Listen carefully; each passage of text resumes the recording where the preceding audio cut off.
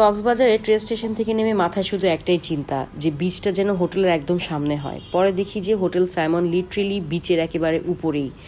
তো আমরা ঢুকলাম, আমাদেরকে ওয়েলকাম ড্রিঙ্কস দিয়ে ওয়েলকাম জানালো, এটা ম্যাঙ্গো জুস ছিল।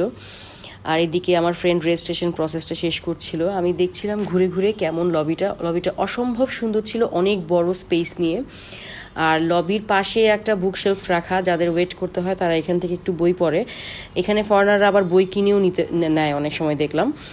তো পরে যাই হোক, সব কাজ শেষ করে আমরা গল্প করতে করতে লিফটের দিকে গেলাম। লিফটের এই করিডোরটা অনেক সুন্দর ছিল। তো পরে এই লিফট থেকে বের হয়ে দেখি এখানেও অনেক সুন্দর করে ইন্টেরিয়র করা।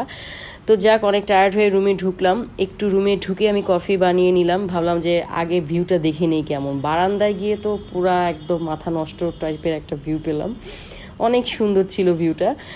তো পরে ভাবলাম তাড়াতাড়ি বিচে যাই, নিচে নামি, কারণ যতই বিচ দেখবো ততই লাভ। আসলে আসছি তো বেসিক্যালি কক্সবাজারে একটু বিচ দেখার জন্য।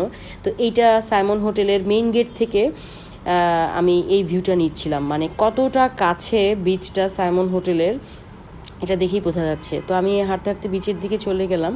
ওদের বিচের হোটেলের ঠিক সামনেই বিচে যেতেই একটা সিঁড়ির মতো বাধাই করা, সিমেন্ট দেওয়া, খুব সুন্দর একটা গোছানো সিঁড়ি করে দিয়েছে যাতে উঠানামা করতে সুবিধা হয়।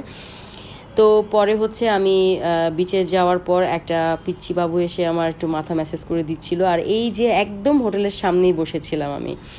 এরপর দিন তো সকালে নাস্তা শুরু করে দিলাম, অনেক নাস্তার আইটেম ছিল। তো যাই হোক, বেসিক্যালি নাস্তাটার মানে মজাটাই ছিল যে বিচ দেখতে দেখতে, সাগর দেখতে দেখতেই নাস্তা খাওয়া যায়। তো একটু পরে আবার টেরেসের দিকে চলে গেলাম, রেস্টুরেন্টের টেরেস থেকেও খুব সুন্দর সাগর দেখা যাচ্ছে। মানে যেখানেই যাই এই হোটেলের সব জায়গা থেকেই বিচটা দেখা যায়, মানে এত সুন্দর লাগে আসলে। মানে এটা হাইলি রেকমেন্ডেড একটা হোটেল। তো পরে এই টেরেস থেকে ভিজে যাচ্ছিলাম, আবার রুমে আসলাম, রুমে এসে আবারও বৃষ্টি দেখলাম অনেকক্ষণ।